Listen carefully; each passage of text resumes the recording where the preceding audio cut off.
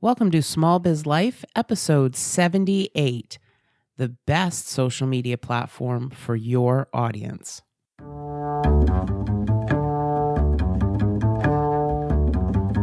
Does this sound familiar? Oh my God, I have so much to do today. Don't forget to breathe. But I have almost 400 emails in my inbox and 30 phone calls to make. Have you looked into getting a virtual assistant yet? Oh, and I need to schedule all my social media posts. Did you drink anything today? I had coffee. Did you eat today? Did I mention coffee's a bean? This is Small Biz Life.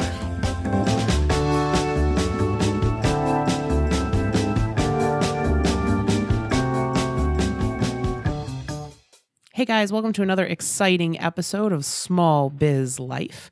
We are excited that you are with us this week. If you're a returning listener, thank you so much for being with us again. Yes. And if you're a new listener, thank you so much for checking us out. Yeah, no, we really appreciate it. We know there's a lot of other shows you could be listening to right now, a lot of other content you could be consuming, but you've taken the time to join us on the Small Biz Life, and we appreciate that. So my name's Kristen Ingram. And I'm Jeffrey W. Ingram. And we are a husband and wife team, owners of Ingram Digital Media, Inc., where we try to inspire, educate, and empower you to grow your business and live the life you've always dreamed of. Yes. So that's very exciting. We like that. And please share. and hit subscribe. So, this week, this is something that we're really interested in because, a lot of people, they're trying to be, everywhere on social media. And we talk a lot about, automating. We talk a lot about automating your social media in the places where you're not going to engage. Mm-hmm. But we wanted to kind of talk about where you should be engaging. Mm-hmm. Okay, so that's what this episode is all about. So we've done a whole bunch of research for you on, demographics and where people are and the kind of social media that they're engaging with.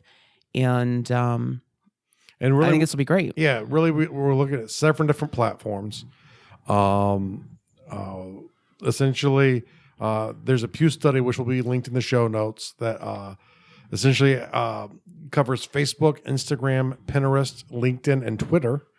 And then we had to do some individual research on Snapchat and on YouTube, because once again, YouTube always gets left out of this conversation. I know. That makes me sad. Poor YouTube.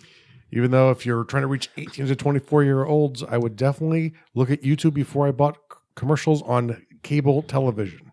Yeah. So what... let's start talking about kind of what you found. Yeah.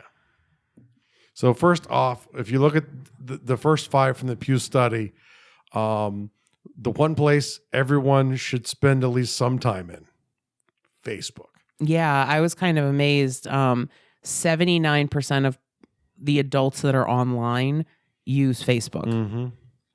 And really the other surprise was when you look at Instagram, Pinterest, LinkedIn, and Twitter, Twitter's at the bottom. Yeah, I think, it's funny because, I know from my perspective, according to this research, 24% of adults use Twitter.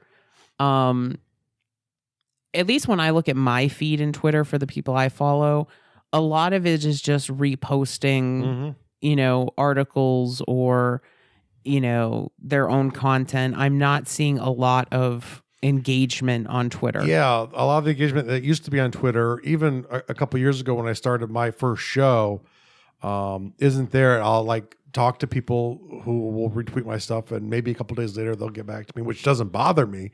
But used to, I could get pretty much instant tweeting going back and forth with people. Yeah, I remember having conversations with people on Twitter. Yeah, and I think for me too, I'm just another one of those people who I don't spend the time in Twitter I used to.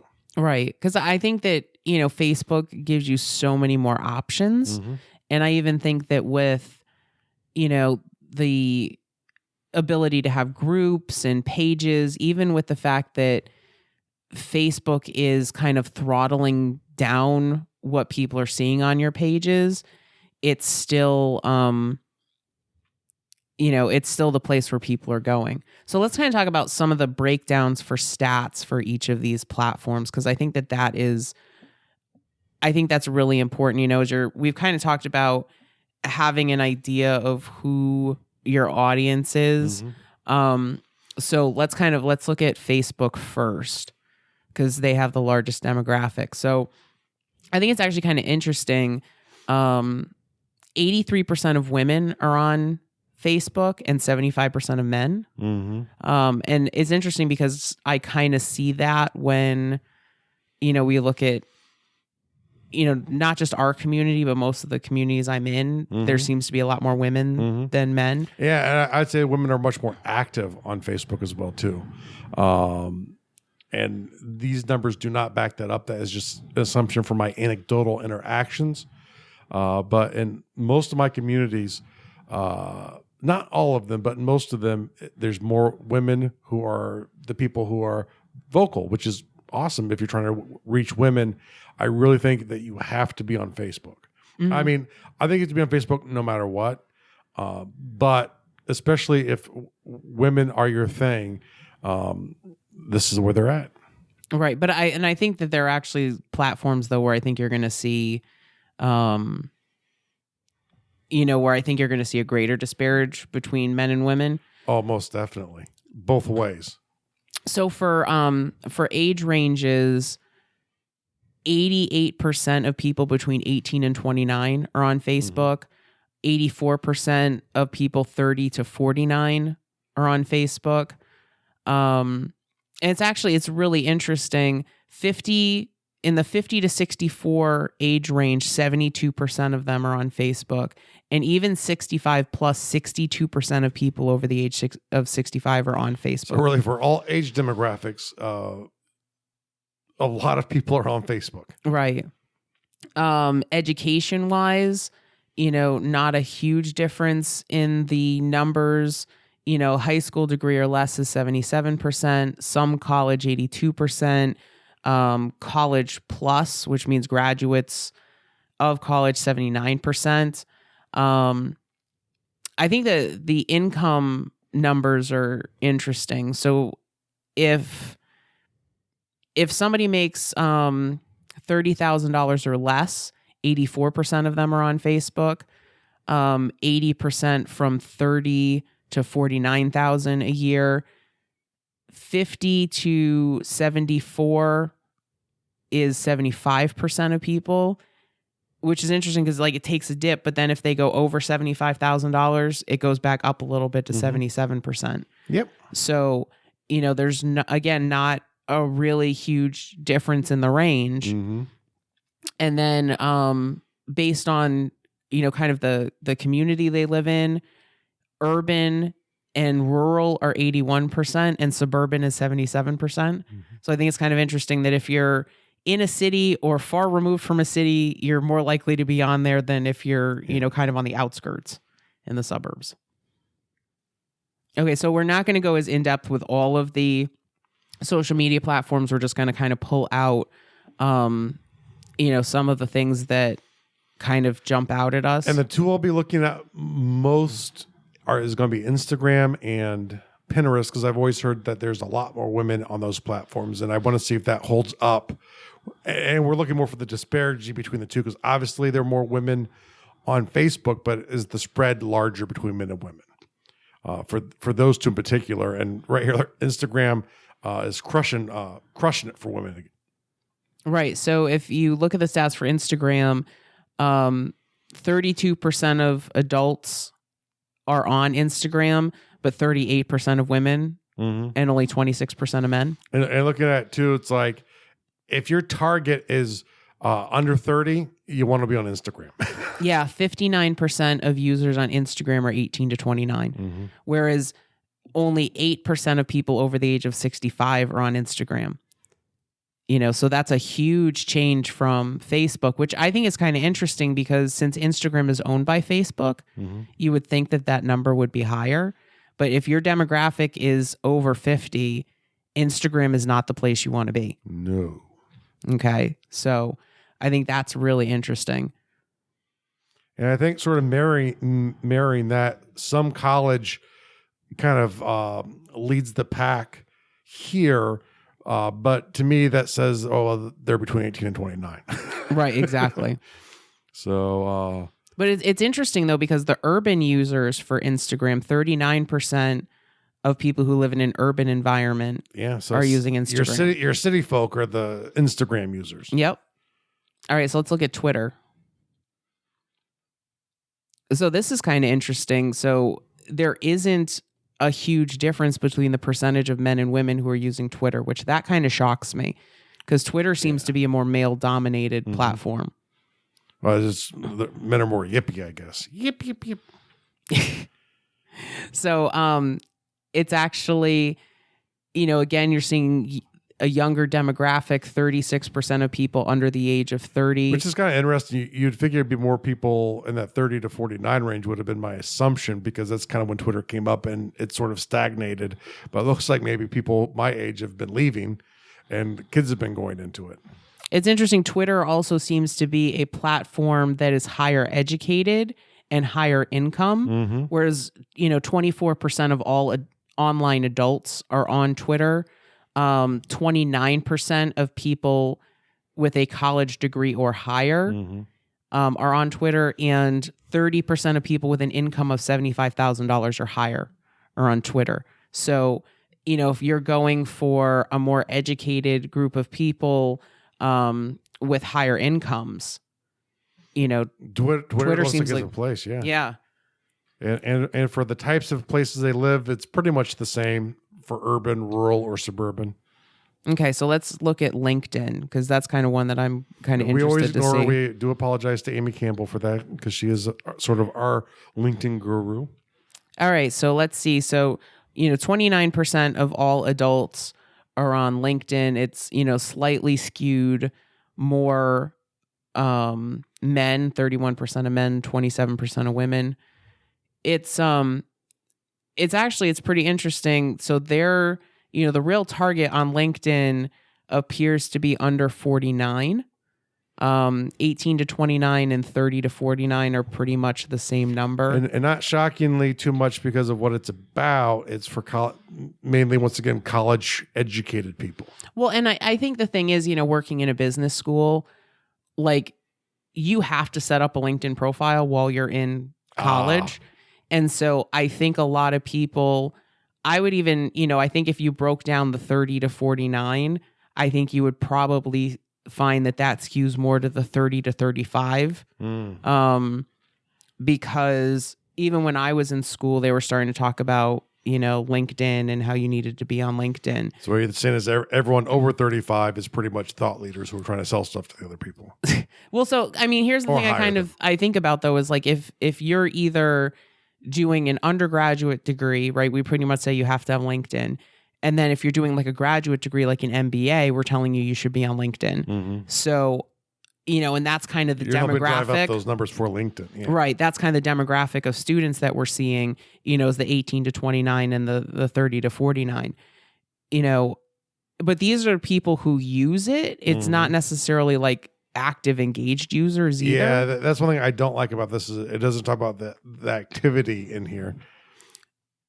But I think it's interesting. 50% of people, again, I think this goes with what we were saying a couple minutes ago. 50% of people who have at least a college degree are on LinkedIn. 45% of people with income over $75,000 are on LinkedIn.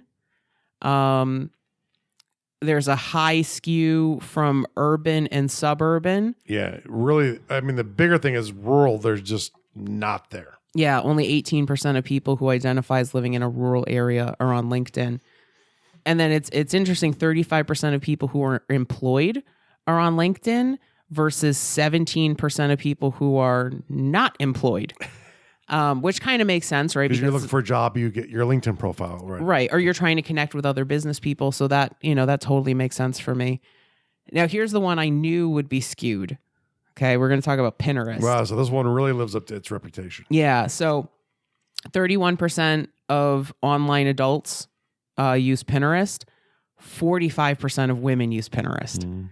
And, you can kind of tell just by the types of things that are being pinned that totally makes sense. And if you want to use images to do outreach and you're looking for the 65 plus community, I would go to Pinterest way before Instagram. Yeah. So, 16% of people over 65 are on Pinterest. It's kind of funny. My mom is in her mid 70s. She's on Pinterest because she likes the visual kind of creative aspect of it. There's a lot of DIY stuff on Pinterest, a lot of recipes on Pinterest. Maps. Well, your maps are on Pinterest. Oh, there are other maps. There's lots of maps on Pinterest. Okay. It's a wonderful source for fantasy maps. If you're doing a lot of like inspirational quotes, I'm seeing a lot of my friends that are pinning stuff like that.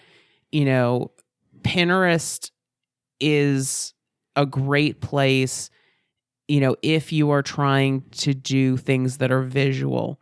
And not just, it can't just be a picture like that you put on Instagram. Mm-hmm. This is, if you go through and you look at the stuff that people are pinning, it's, the picture of a recipe they made, but it's got beautiful text on it and, or infographics. I mean, yeah. Right. So Pinterest is more not just for pictures alone. It's more text and pictures put together. Can you just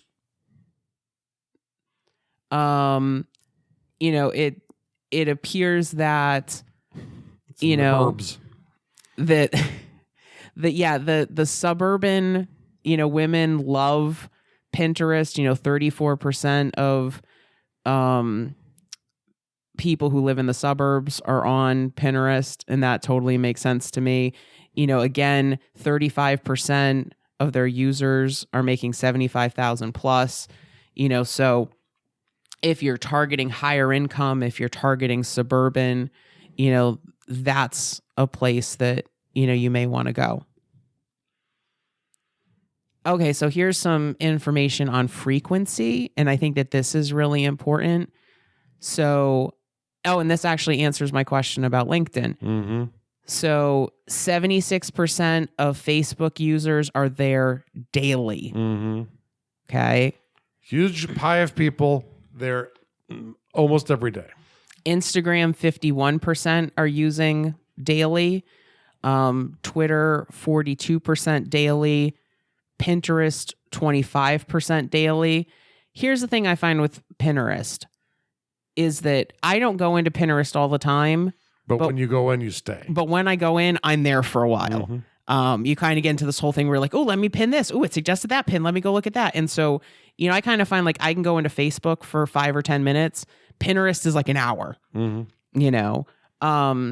then this is, but then with Pinterest, 43% go in less often than weekly. Mm-hmm. So, and then. But the interesting thing with that is because of the way it works, it's more of a bookmarking site with the pins. So you don't repin. It's not like a Facebook or a Twitter where you're repinning stuff from a catalog, because you could have a pin up for 5 years and it's still being found and pinned by people. So yeah, that's really the thing with Pinterest is that it's more of a search engine.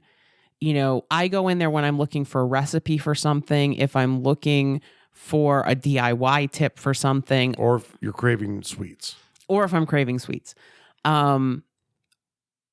So, the thing with Pinterest that's really important is to make sure that, your title is good, that your keywords are good, so that people can search and find you. Because they can't actually search the images. Right.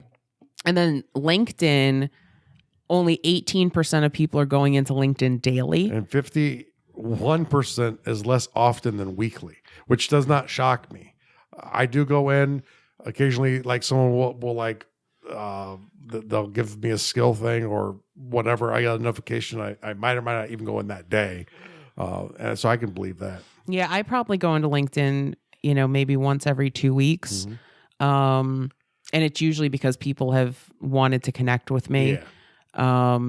I do have posts that automatically go into LinkedIn, and I do see some traffic with those posts, but it's not, I go into Facebook every day. I probably go into Twitter every day or so. Instagram, I think I probably check once a millennia. No, I would say probably like once every 3 days. I go into Instagram. Pinterest, I just go in as needed. I go in, but I get afraid and leave Pinterest really quickly. It scares me. It's too much. It's like, ah!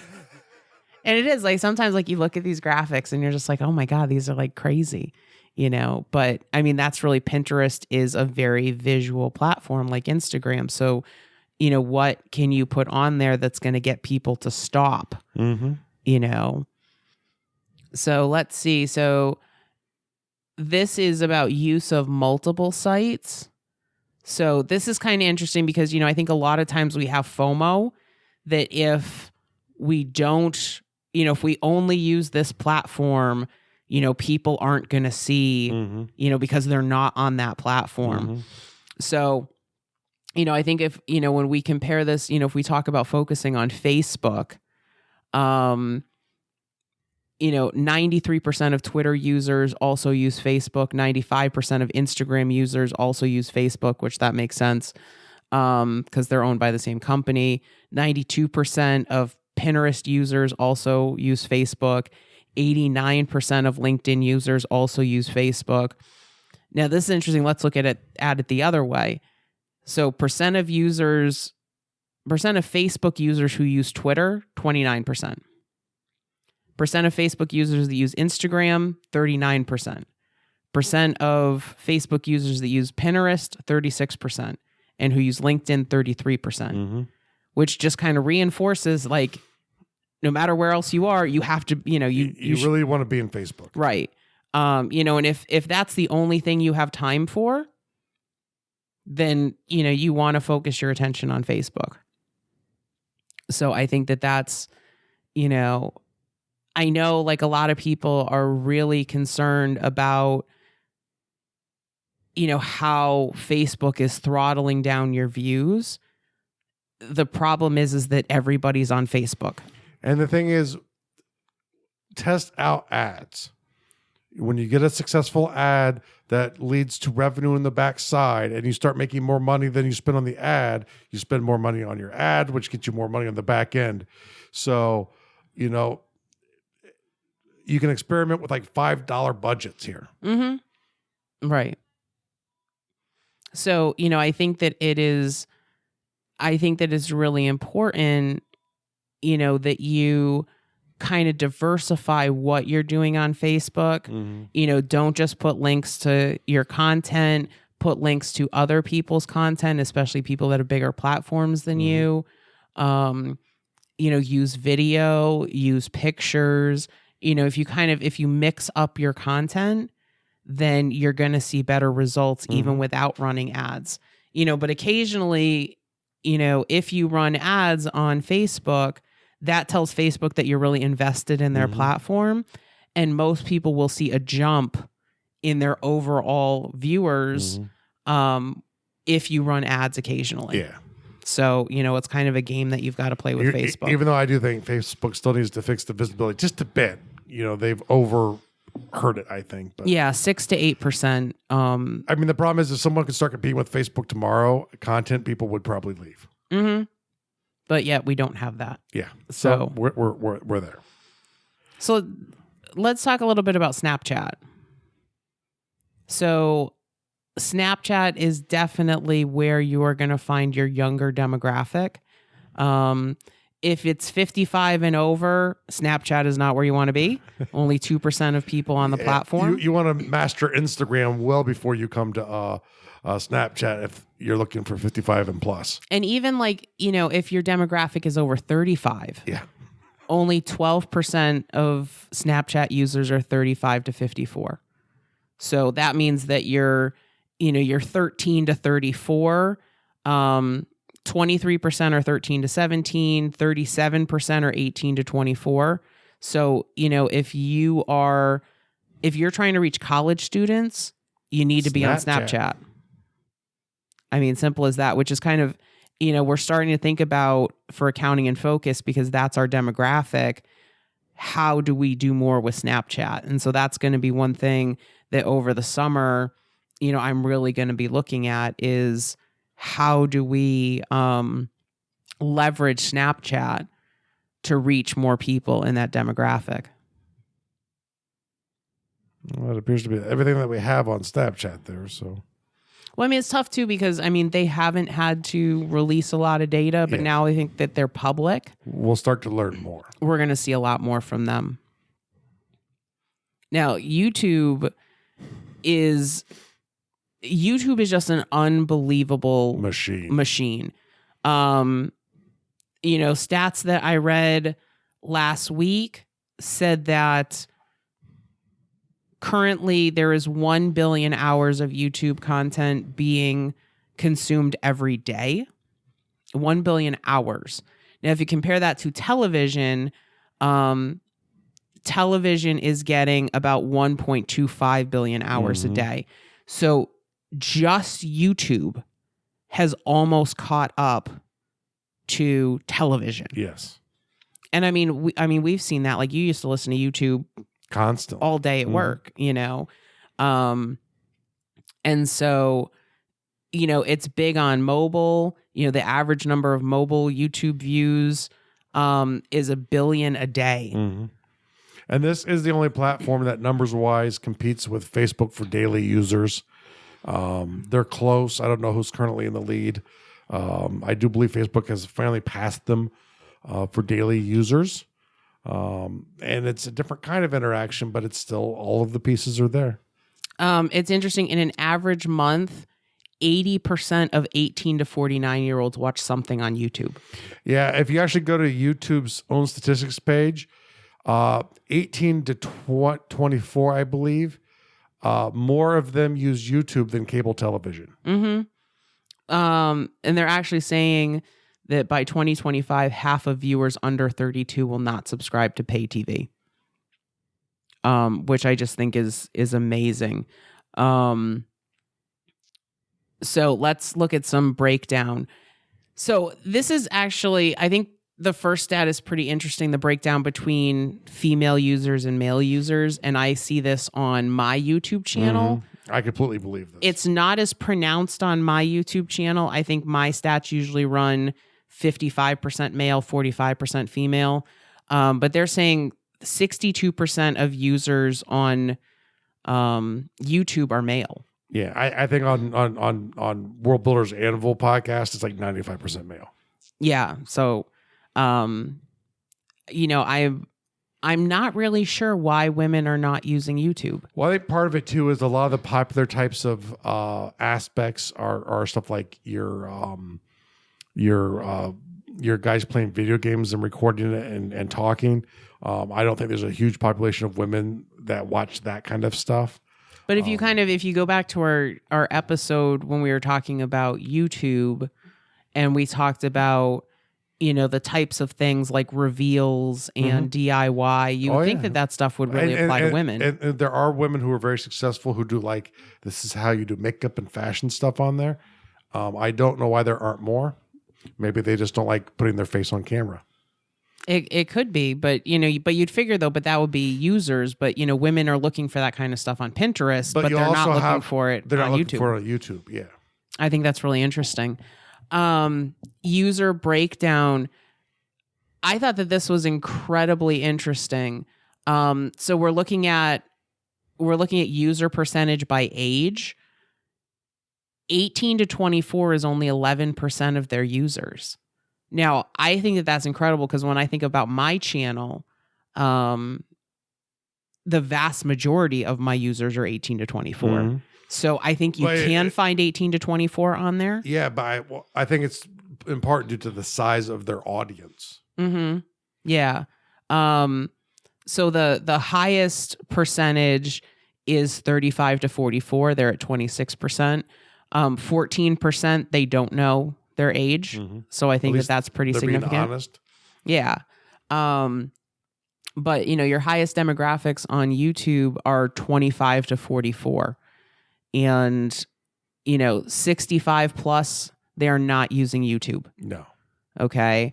Only 3% of their user base. Which is too bad because then when they can't figure out how to get to their email and Outlook, they could just go to YouTube, but they call other people instead. But what that does, though, I think that's an opportunity for us that if we are doing like, simple training videos, is to try to send that demographic to YouTube, Most definitely. And get them on there. The average YouTube user spends 40 minutes on an average session, which that's just crazy. And that's the mobile user. Yeah, that's crazy. More than half of YouTube viewers are coming from mobile devices. So when you're crafting YouTube content, you want to make sure that it's going to look good on a smaller screen.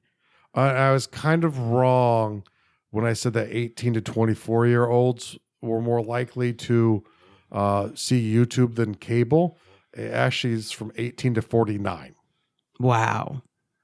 That's crazy.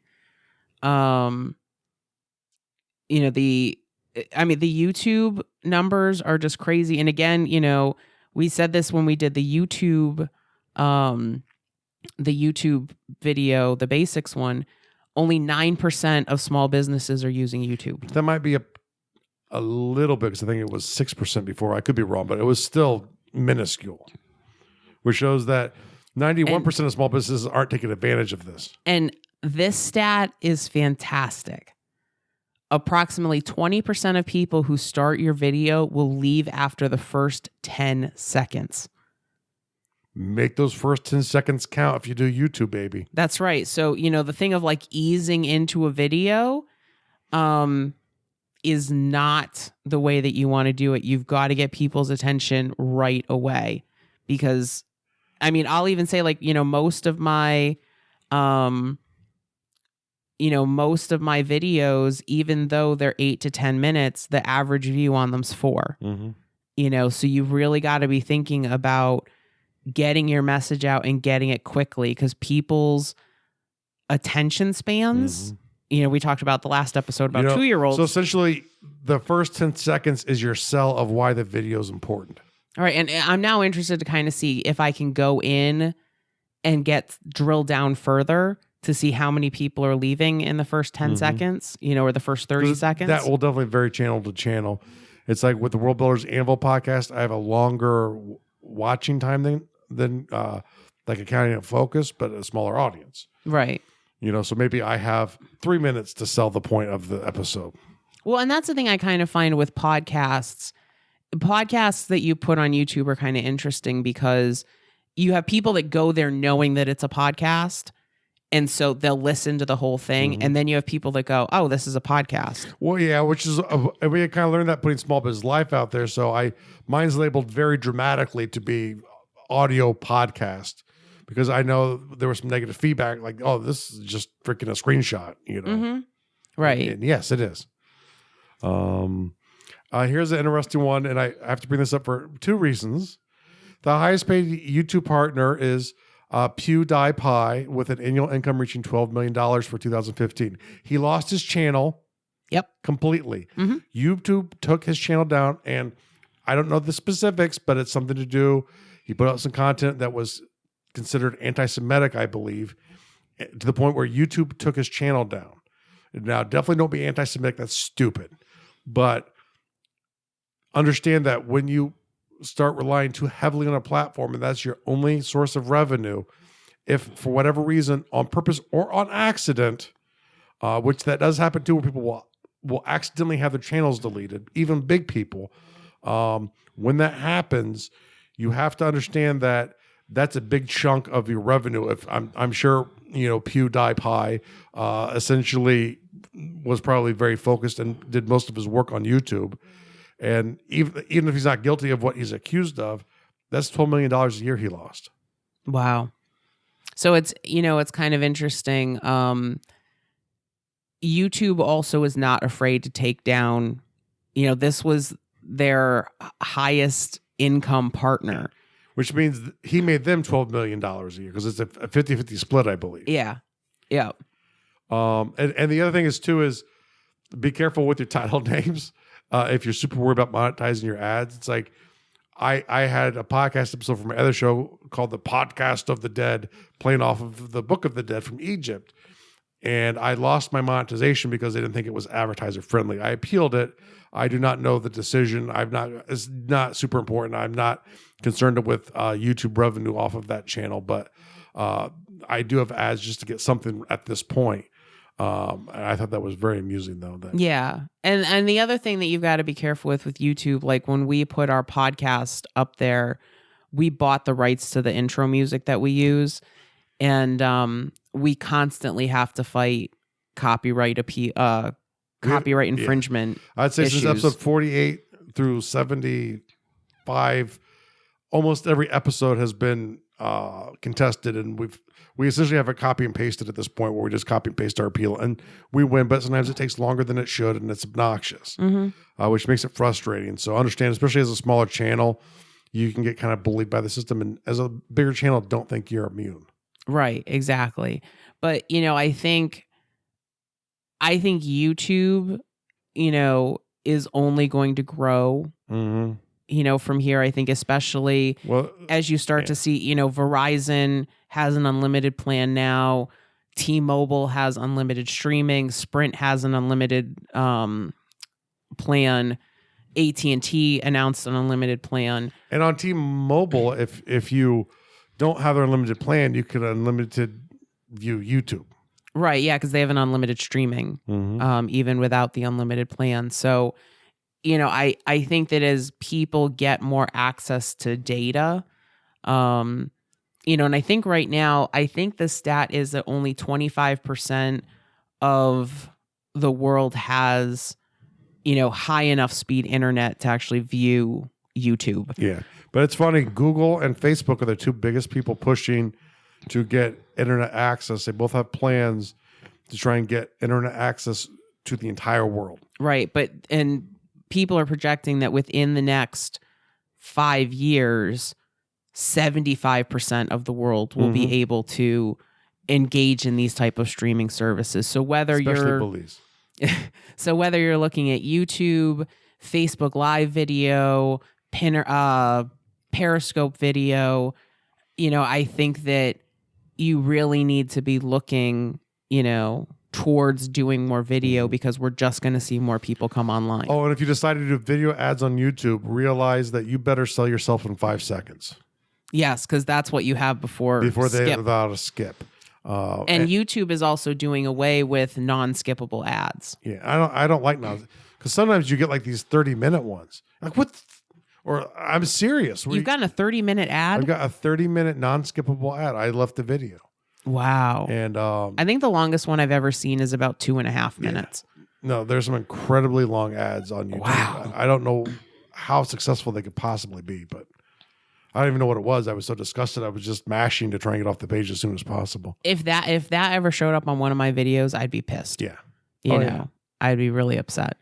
So, the big takeaway that we want you to get from this episode is that you don't have to be everywhere. You have to be strategic.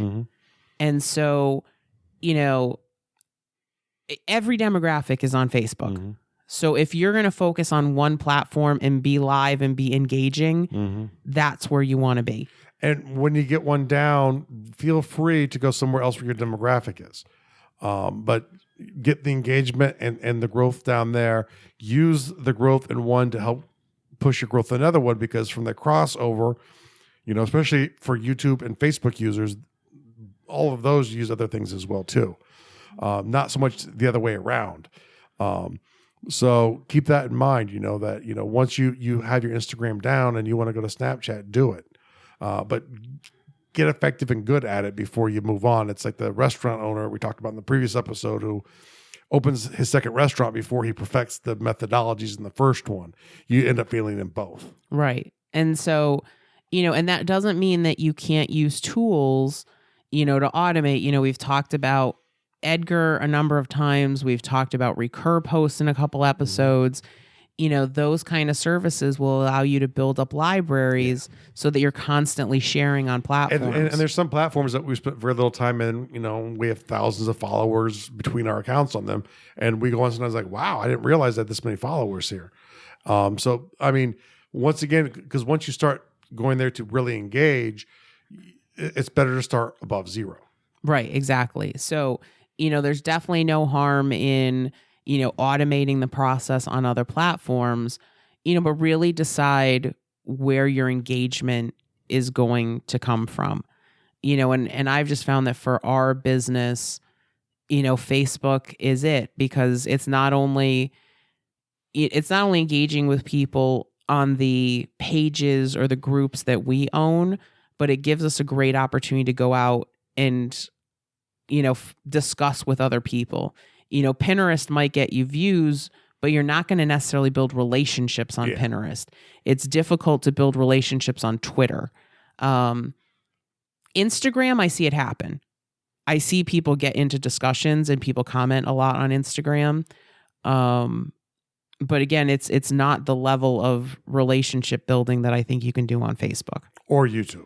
Mm-hmm. Actually, YouTube, I have to say that from my channel on YouTube, I get people that, one of my channels is Payment Free Life. And I get people that they tell me their whole life story about their debt in the comments. And we'll go back and forth and have 10, 12 times going back and forth each, and really having a discussion. So I think that, people that aren't, again, if you're not putting stuff up on YouTube, I really would be.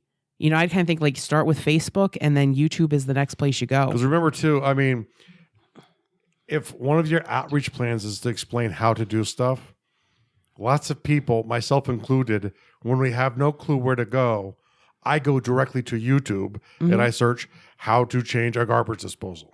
Right, because I'm looking for a video that's going to walk me through how to do it. I don't necessarily want a website with a step-by-step. Because I might have to watch that one part 10 times because I don't quite get it. And I start trying to do it, it doesn't work, and then I go and look at it and go, oh, yes, I have to do this too. Right, and, you can even, you can do Facebook Live video and then go through and take that video down. It's kind of a pain in the butt. And put it up on YouTube. And for those of you that are in Small Biz HQ, we're actually talking about that. We talked about it last week, where we walk you through step by step how to do that. So, just we know that you've got limited time to do networking. So pick the platforms that are going to be most effective for you. Yep. Okay. So, we've got links to all of the sources that we used for this episode. If you go to smallbizlife.com, click on podcast, and you'll see the show notes for episode 78. And we hope that you have an awesome week. Take care. This was Small Biz Life.